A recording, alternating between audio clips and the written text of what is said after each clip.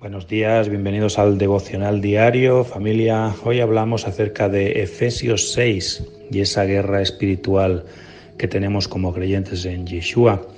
Vemos ahí en ese capítulo famoso, el capítulo 6 de Efesios, las asechanzas que nuestro enemigo, el diablo, Hasatán, y todas las huestes espirituales tienen contra el pueblo eterno, contra Israel, contra los creyentes en Yeshua. Y en estos días estamos viendo, por las noticias, esos ataques que ha estado sufriendo la nación de Israel, siempre por el pueblo palestino, la yihad islámica palestina, y que es algo que se va repitiendo en el tiempo. Vemos que el enemigo odia a lo que es el pueblo del Eterno, ya que este pueblo ha recuperado y está recuperando lo que se perdió en el primer Adán, cuando Hasatán logró engañarlo allí en el Edén y que fuera expulsado del Edén, ¿verdad? Los creyentes en Yeshua podemos entrar al Edén espiritual por fe. Ahí tengo una gran y buena noticia. Y podemos gozar de bendiciones destinadas para aquellos que guardan la Torá. ¿Por qué? Porque hay unos mandamientos en la Torá que fueron diseñados para permitirnos vivir en obediencia, en santidad, también en victoria ante el Dios Altísimo. Y a eso al enemigo le molesta mucho, por eso anda enojado todo el tiempo por ello. El Señor nos ha dado ese portal que se abre al Edén espiritual, que es el Shabbat, y todos aquellos que guardamos Shabbat y estamos aprendiendo a guardar el Shabbat, sabemos que hay una gran bendición para nuestras vidas, ¿verdad? Así que el enemigo tiene un plan y fue siempre y lo sigue siendo el destruir al pueblo del Eterno, de Hashem, y también la ciudad del Eterno, la cual no es Roma, ni cualquier otra ciudad, ni cualquier otra capital, es únicamente Jerusalén. Jerusalén está en el corazón de nuestro amado Señor, es el lugar más sagrado que hay en la tierra. Y tú me dirás, ¿y por qué? Bueno, pues porque allí, si tú tienes ya la mentalidad hebrea y sacamos esa mentalidad grecorromana con influencia babilónica, puedes ver y entender que allí, en ese lugar, en Jerusalén, en lo que es el territorio actual de Israel, vivieron Adán y Eva al principio. Allí fue donde ellos pecaron, porque allí estaba el árbol de la ciencia del bien y el mal, y allí tuvieron también que ser expulsados, y allí tuvo que venir el segundo Adán, Yeshua, para hacer todo lo que no pudo hacer el primer Adán, y es vivir sin pecado, pero además tuvo que morir por nuestros pecados allí en el madero. Él vino como segundo Adán para darnos vida y vida en abundancia. Y para eso también hoy hablamos y hablaremos durante 3 días de Efesios 6, de la armadura espiritual, de la lucha espiritual que tenemos. Pues siempre tenemos que ir refrescando algunos principios que, dado que vivimos en esta vida de ajetreo diaria, muchas veces, a veces sin darnos cuenta, perdemos, como se suele decir, el rumbo, el norte, perdemos la orientación espiritual muchas veces y nos despistamos, y por eso tenemos que estar continuamente refrescando escrituras, verdades espirituales, para que podamos llegar a ponerlas en práctica en nuestra vida espiritual lo más pronto posible. Y si hemos dejado de lado nuestra vida de oración, de perseverancia, tenemos que afinarnos y ponernos alineados con las Escrituras siempre, ¿verdad? ¿Por qué? Pues porque Efesios 6 fue diseñado para que cualquier creyente en Yeshua pueda vivir en victoria. Y no esa vida a medias que la mayoría vivimos muchas veces, ¿verdad? Por eso Pablo decía que él andaba de victoria en victoria, de triunfo en triunfo a través de Yeshua HaMashiach, solamente a través de Yeshua, no por esfuerzos humanos, sino cuando tomamos el manual de vida, que son las Escrituras, y dentro de ellas tenemos ahí Efesios 6 como un gran puntal para poder tener victoria en nuestra vida espiritual. Vamos a leer ahí un par de versículos que dice en Efesios 6, 10 y 11, dice: por lo demás, hermanos míos. Así que Pablo le hablaba a hermanos y hermanas hebreos y les decía: fortalezcanse en nuestro Adón Yeshua y en la grandeza de su poder, y vístanse de toda la armadura de Elohim, del Señor, para que sean capaces de estar firmes ante las estratagemas del adversario. Estratagemas. ¿Qué es una estratagema? Bueno, fíjate, esto es interesante. Es una acción hábil, una acción engañosa que el enemigo usa para conseguir algo contra el pueblo del Eterno. Es especialmente, dice, si vemos en un diccionario, una operación o una maniobra militar de guerra que se realiza para atacar por sorpresa al enemigo, para poder desarmarlo y finalmente vencerlo. Y eso sin duda es lo que sigue haciendo hoy en día Satanás con el pueblo del Eterno. Él busca hacer esas maniobras, esas operaciones militares de guerra espiritual.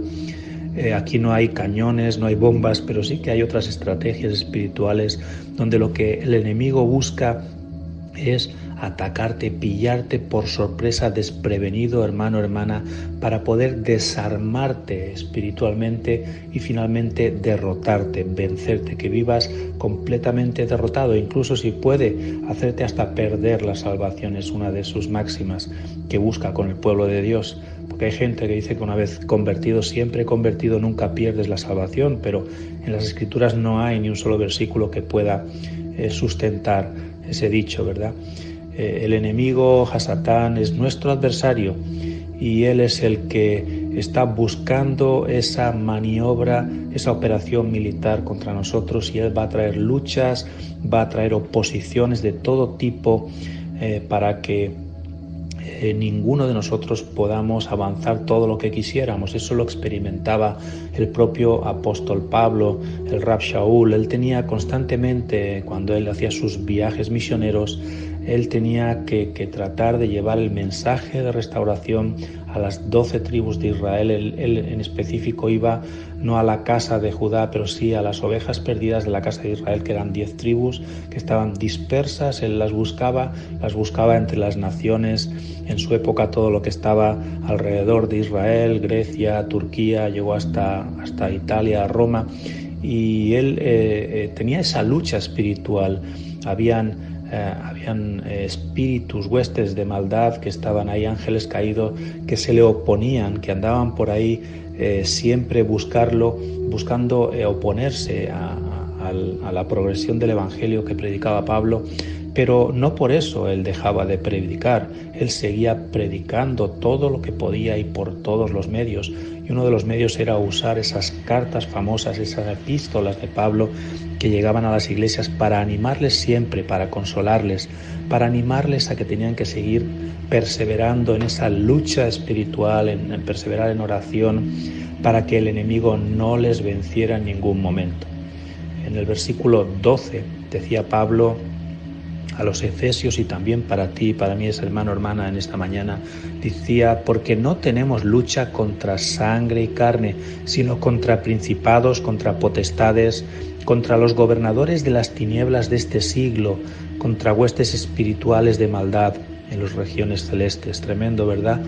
Y vemos, si adaptamos un poco el texto a una versión coloquial, diríamos que no tenemos la lucha nosotros los creyentes hoy en día contra sangre y carne humana, sino contra los principados, contra las potestades, contra los gobernadores de las tinieblas de este siglo, contra los dominadores de este mundo.